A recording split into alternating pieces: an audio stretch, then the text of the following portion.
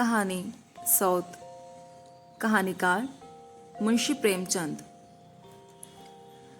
जब रजिया के 2-3 बच्चे होकर मर गए और उम्र ढल चली तो रामू का प्रेम उससे कुछ कम होने लगा और दूसरे ब्याह की धुन सवार हुई।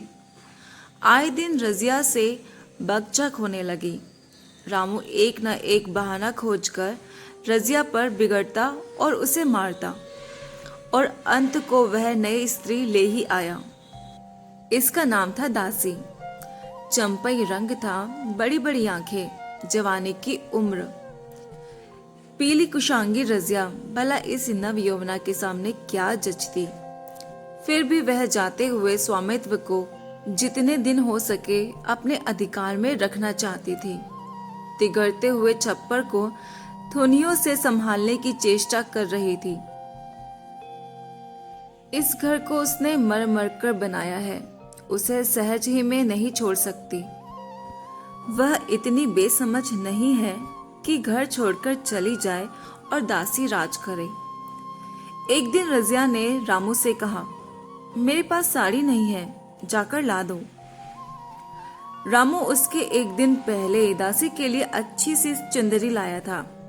रजिया की मांग सुनकर बोला, मेरे पास अभी रुपया नहीं था।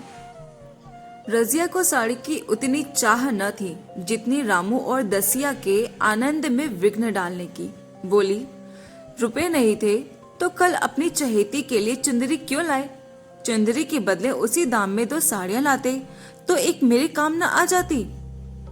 रामू ने स्वेच्छा भाव से कहा, मेरी इच्छा, जो चाहूंगा करूंगा, तू कौन होती है बोलने वाली? अभी उसके खाने खेलने के दिन है, तू चाहती है उसे अभी से नॉन तेल की चिंता में डाल दूं? यह मुझसे नहीं होगा। तुझे ओढ़ने पहनने की साध है तो काम कर, भगवान ने क्या हाथ पैर नहीं दिए? पहले तो घड़ी रात उठकर काम धंधे में लग जाती थी, अब उसकी डाह पे पहर दिन तक पड़ी रहती है, तो रुपए क्या आकाश से गिरेंगे? मैं तेरे लिए अपनी जान थोड़ी ही दे दूंगा। रजिया ने कहा, तो क्या मैं उसकी लोंडी हूँ कि वह रानी की तरह पड़ी रहे और मैं घर का सारा काम करती रहूं? इतने दिनों छाती फाड़कर काम किया, उसका यह फल मिला, तो अब मेरी बला काम करने आती है। मैं जैसे रखूंगा वैसे ही तुझे रहना पड़ेगा। मेरी इच्छा होगी रहूंगी, नहीं अलग हो जाऊंगी। जो तेरी इच्छा हो कर, मेरा गला छोड़। अच्छी बात है, आज से तेरा गला छोड़ती हूँ, समझ लूंगी विधवा हो गई। रामू दिल में इतना तो समझता था कि यह गृहस्थी रजिया की जोड़ी हुई है, चाहे उसके रूप में उसके लोचन विलास के लिए आकर्षण न हो। संभव था कुछ देर बाद जाकर वह रजिया को मना लेता, पर दासी भी कूटनीति में कुशल थी। उसने गरम लोहे पर चोटे जमाना शुरू कर दिया। बोली, आज देवी जी किस बात पर बिगड़ रही थी? रामू ने उदास मन से कहा, तेरी चुंदरी के पीछे रजिया महाभारत मचाए हुए है, अब कहती है अलग रहूंगी। मैंने कह दिया, तेरी जैसी इच्छा हो वैसा कर। दसिया ने आंखें मटका कर कहा, यह सब नखरे हैं कि आकर हाथ पांव जोड़ें, मनावन करें और कुछ नहीं। तुम चुपचाप बैठे रहो, 2-4 दिन में आप ही गर्मी उतर जाएगी। तुम कुछ मत बोलना, उसका मिजाज और आसमान पर चढ़ जाएगा। रामू ने गंभीर भाव से कहा, दासी, तुम जानती हो वह कितनी घमंडिन है। वह मुंह से जो बात कहती है उसे करके छोड़ती है। रजिया को भी रामू से ऐसी आशा न थी। वह जब पहले किसी सुंदर नहीं, इसलिए रामू को अब उससे प्रेम नहीं है। पुरुष चरित्र में यह कोई असाधारण बात न थी, लेकिन रामू उससे अलग रहेगा इसका उसे विश्वास न था।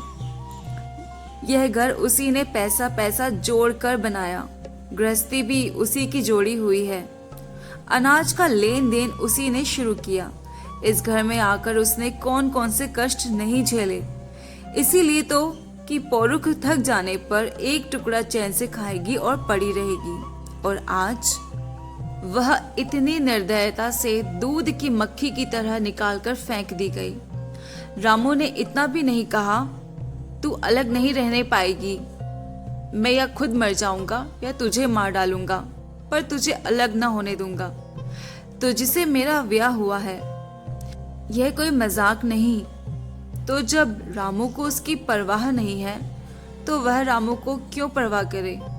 क्या सभी स्त्रियों के पुरुष बैठे होते हैं? सभी के माँ बाप बेटे पोते होते हैं? आज उसके लड़के जीते होते तो मजाल थी कि वह नई स्त्री लाते और मेरी यह दुर्गति करते। इस निर्दयी को मेरे ऊपर इतनी भी दया न आई। नारी हृदय की सारी परवशता इस अत्याचार से विद्रोह करने लगी। वही आग जो मोटी लकड़ी को स्पर्श भी नहीं कर सकती, फूस को जलाकर भस्म कर देती है। दूसरे दिन रजिया एक दूसरे गांव में चली गई। उसने अपने साथ कुछ न लिया। जो साड़ी उसकी देह पर थी वही उसकी सारी संपत्ति थी। विधाता ने उसके बालकों को छीन लिया था पहले ही, और आज घर भी छीन लिया। रामू उस समय दासी के साथ बैठा हुआ आमोद विनोद कर रहा था। रजिया को जाते देखकर शायद वह समझ न सका कि वह चली जा रही है। रजिया ने इस तरह चोरों की भांति वह जाना भी न चाहती थी। वह दासी को, उसके पति को और सारे गांव को दिखा देना चाहती थी कि वह इस घर से धेले की भी चीज नहीं ले जा रही। गांव वालों की दृष्टि में रामू का अपमान करना ही उसका लक्ष्य था। उसके चुपचाप चले जाने से तो कुछ भी न होगा। रामू उल्टा सबसे कहेगा, रजिया घर की सारी संपदा उठा ले गई। उसने रामू को पुकार कर कहा, संभालो अपना घर, मैं जाती हूँ। तुम्हारे घर की कोई भी चीज अपने साथ नहीं ले जाती। रामू एक क्षण के लिए कर्तव्य भ्रष्ट हो गया। क्या कहे, उसकी समझ में नहीं आया। उसे आशा न थी कि वह यूं जाएगी। उसने सोचा था जब वह घर ढोकर ले जाने लगेगी तब वह गांव वालों को दिखाकर उसकी सहानुभूति प्राप्त करेगा। अब क्या करें? दसिया बोली, जाकर गांव में ढिंडोरा पीटाओ, यहाँ किसी का डर नहीं है। तू अपने घर से ले ही क्या आई थी जो कुछ लेकर जाएगी? रजिया ने उसके मुंह न लगकर रामू से ही कहा, सुनते हो अपनी चहेती की बातें, फिर भी मुंह नहीं खोलोगे। मैं तो जाती हूँ, लेकिन दस्सो रानी, तुम भी बहुत दिन राज न करोगी। ईश्वर के दरबार में अन्याय नहीं होता। वह बड़े बड़े घमंडियों का घमंड चूर कर देते हैं। दसिया बहुत जोर से हंसने लगी, पर रामू ने सिर झुका लिया और रजिया चली गई। रजिया जिस नए गांव में आई थी वह रामू के गांव से मिला ही हुआ था, अतएव यहाँ के लोग उससे परिचित हैं। वह कैसी कुशल गृहिणी, कैसी मेहनती, कैसी बात की सच्ची, ये यहाँ किसी से छिपा न था। रजिया को मंजूरी मिलने में कोई बाधा न मिली। जो एक लेकर दो काम करे, उसे काम की क्या कमी। 3 साल एक रजिया ने कैसे काटे, कैसे एक नई गृहस्थी बनाई, कैसे खेती शुरू करी, इसका बयां करना मुश्किल है, और बयां करने बैठे तो पोथी हो जाए। संचय के जितने मंत्र हैं, जितने साधन हैं, वे रजिया को खूब मालूम थे। फिर अब उसे लाग हो गई थी, और लाग में आदमी की शक्ति का वारा पार नहीं रहता। गांव वाले उसका परिश्रम देखकर दांतों उंगलियां दबाते थे। वह रामू को दिखा देना चाहती है कि मैं तुमसे अलग होकर भी आराम से रह सकती हूँ। वह अब पराधीन नारी नहीं है, अपनी कमाई खाती है। रजिया के पास बैलों की एक अच्छी जोड़ी है। रजिया उन्हें केवल खली भूसी देकर नहीं रह जाती, रोज 2-2 रोटियां भी खिलाती है। फिर उन्हें घंटों सहलाती है।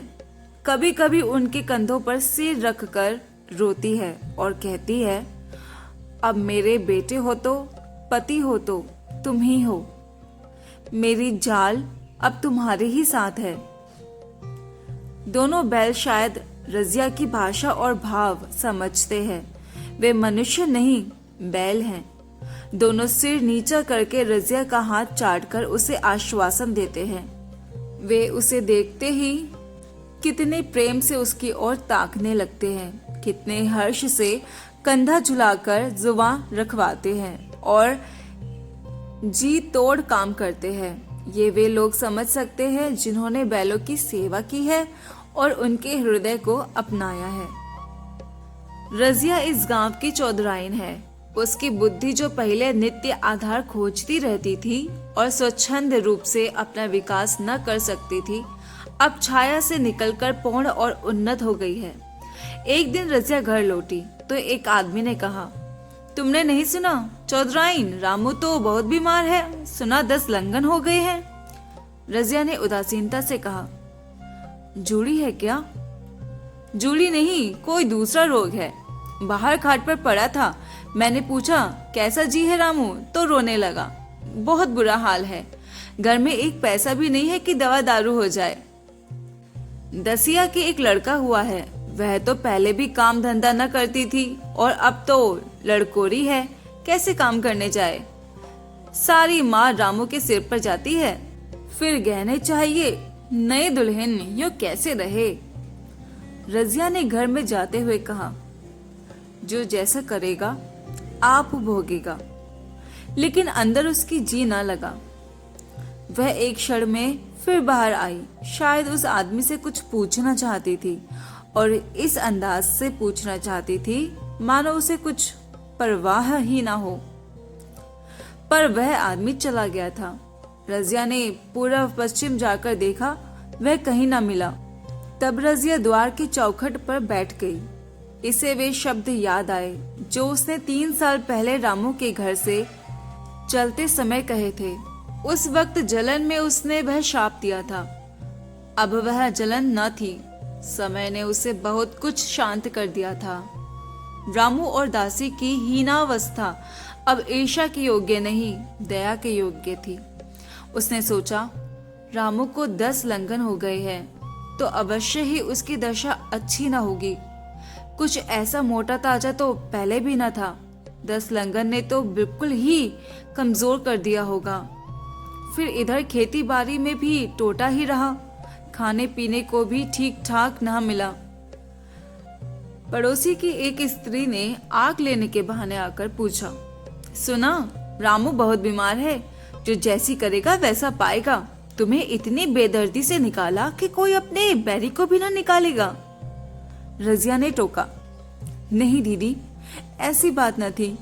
वे तो बेचारे कुछ बोले ही नहीं। मैं चली तो सिर झुका लिया। दसिया के कहने में आकर वे चाहे जो कुछ कर बैठे हो, यो मुझे कभी कुछ नहीं कहा। किसी की बुराई क्यों करूं? फिर कौन मर्द ऐसा है जो औरतों के बस में नहीं हो जाता? दसिया के कारण उनकी यह दशा हुई। पड़ोसिन ने आग न मांग मुंह फेर कर चली गई। रजिया ने कलसा और रस्सी उठाई और कुएं पर पानी खींचने गई।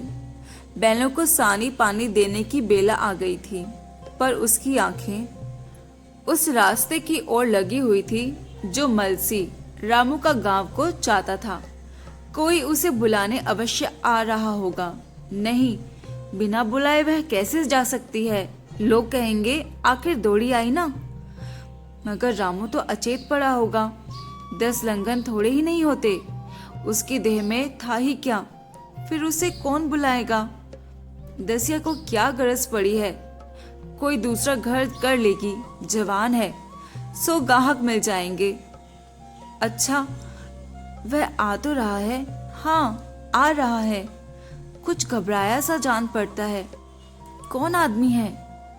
इसे तो कभी मलसी में नहीं देखा, मगर उस वक्त से मलसी में क्या पता कोई नया आदमी आ गया हो।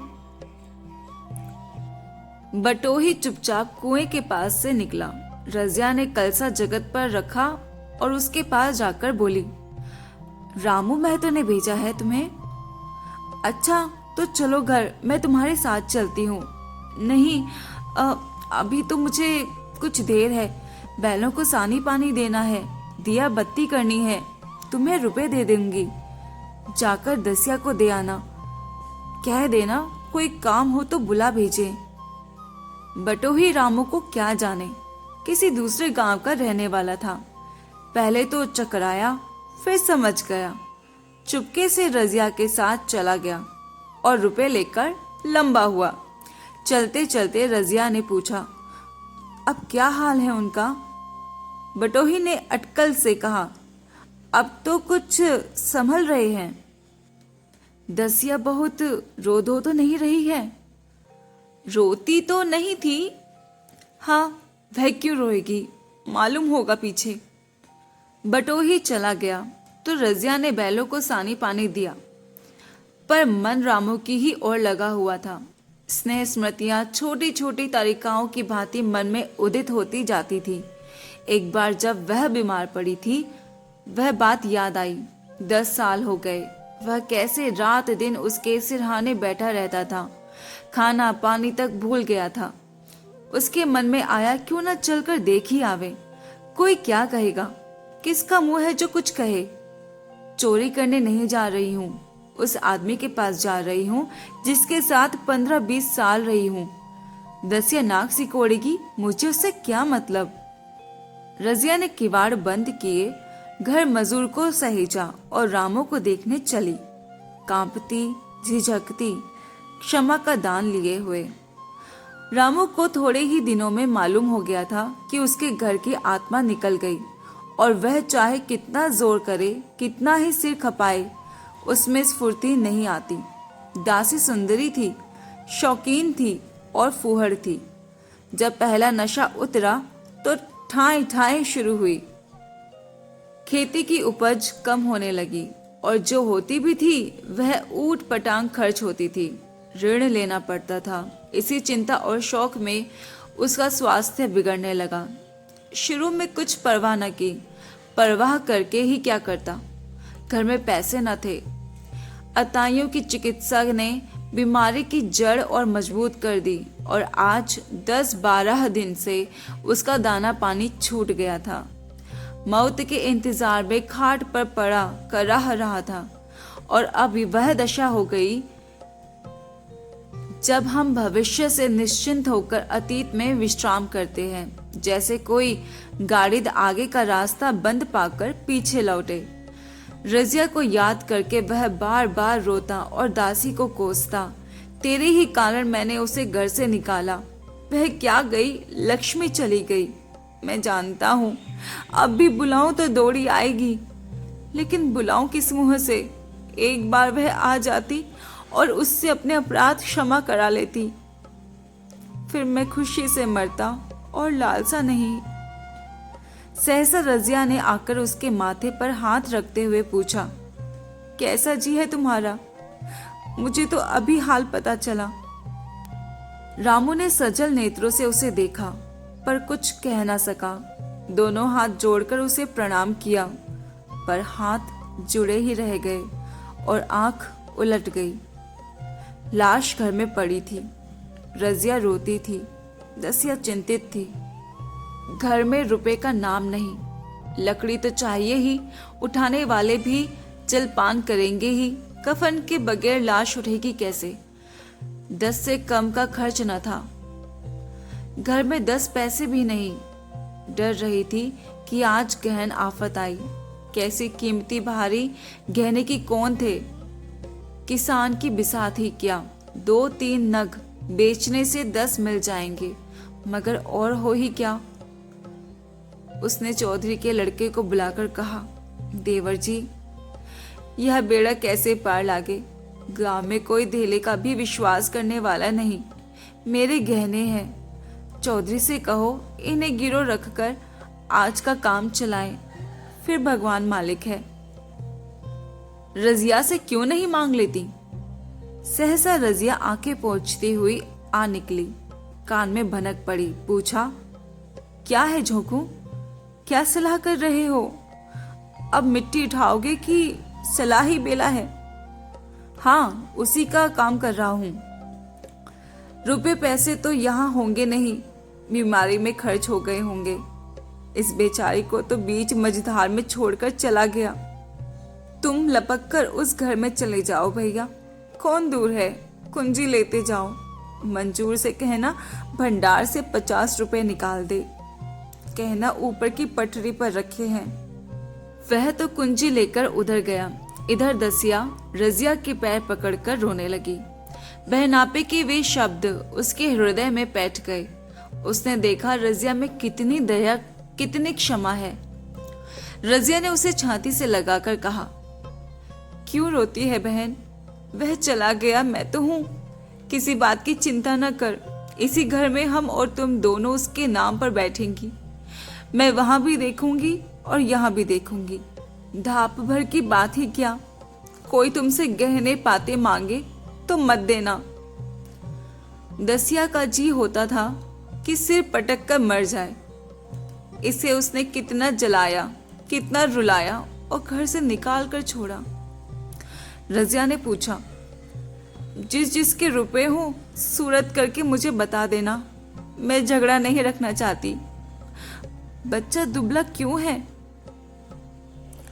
दसिया बोली, मेरे दूध होता ही नहीं। गाय जो तुम छोड़ गई थी वह मर गई, दूध नहीं पाता। राम राम, बेचारा मुरझा गया। मैं कल ही गाय लाऊंगी, सभी गृहस्थी उठा लाऊंगी। वहां क्या रखा है? लाश से उठी रजिया उसके साथ गई। दाह कर्म किया, भोज हुआ। कोई 200 रुपए खर्च हो गए, किसी से मांगने न पड़े। दसिया के जोहर भी इस त्याग की आंच में निकल गए। विलासिनी सेवा की मूर्ति बन गई। आज रामू को मरे 7 साल हुए। रजिया घर संभाले हुए है। दसिया को वह सौत नहीं बेटी समझती है। पहले उसे पहनाकर तब आप पहनती है, उसे खिलाकर आप खाती है। जोखू पढ़ने जाता है। उसकी सगाई की बातचीत पक्की हो गई। इस जाति में बचपन में ही ब्याह हो जाता है। दसिया ने कहा, बहन गहने बनवाकर क्या करोगी? मेरे गहने तो धरे ही हैं। रजिया ने कहा, नहीं री, उसके लिए नए गहने बनवाऊंगी। अभी तो मेरा हाथ चलता है, जब थक जाऊं तो जो चाहे करना। तेरे अभी पहनने ओढ़ने के दिन है, तू अपने गहने अपने पास रख। नाइन बोली, आज जोखू के बाप होते तो कुछ और ही बात होती। रजिया ने कहा, वे नहीं है तो मैं तो हूं। वे जितना करते मैं इसका दुगना करती। अब मैं मर जाऊं तब कहना जोखू का बाप नहीं है। ब्याह के दिन दसिया को रोते देखकर रजिया ने कहा, बहू तुम क्यों रोती हो? अभी तो मैं जीती हूं। घर तुम्हारा है, जैसे चाहे रहो। मुझे एक रोटी दे दो बस, और मुझे क्या करना है? मेरा आदमी मर गया, तुम्हारा तो अभी जिंदा है। दसिया ने उसकी गोद में सिर रख दिया और खूब रोई।